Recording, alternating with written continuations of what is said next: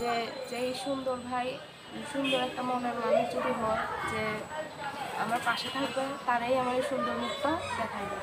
মানে ভালো মনের ভালোবাসার মানুষ যদি তোমাকে ভালোবাসে, তাহলে তুমি তোমার সুন্দর মুখটা দেখাইতে চাও। জি।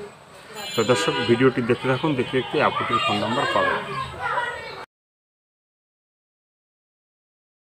প্রিয় দর্শক, দেশ এবং প্রবাসে এই মুহূর্তে যে যেখান থেকে আমাদের ইউটিউব চ্যানেলটি দেখছেন বা শুনছেন, সবাইকে প্রীতি এবং শুভেচ্ছা জানিয়ে শুরু করছে আজকের প্রতিবেদন। তো দর্শক, আপনারা দেখতে পাচ্ছেন যে আমার সামনে একজন সুন্দরী বোন বসে আছে। আজকে আমরা আসছি এই বোনটির জীবনের গল্প শুনবো। আপু, আসসালামু আলাইকুম। ওয়ালাইকুম আসসালাম। কী নাম ভাইয়া? মিম।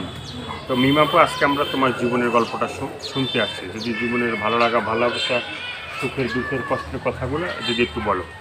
ভাইয়া, কষ্ট করেই তো আসছি আমি। একটু জোরে বলবা, হ্যাঁ? কষ্ট করেই তো আসছি। হুম বাবা আছে, মা আছে, দুইটা ভাই আছে। হুম তো বাবা বিয়া কইরা চইলা গেছে, তো হুম আমাদের খোঁজ খবর নেয় না। হুম তো এর জন্য এখন আইসি সাহায্যের জন্য। হুম।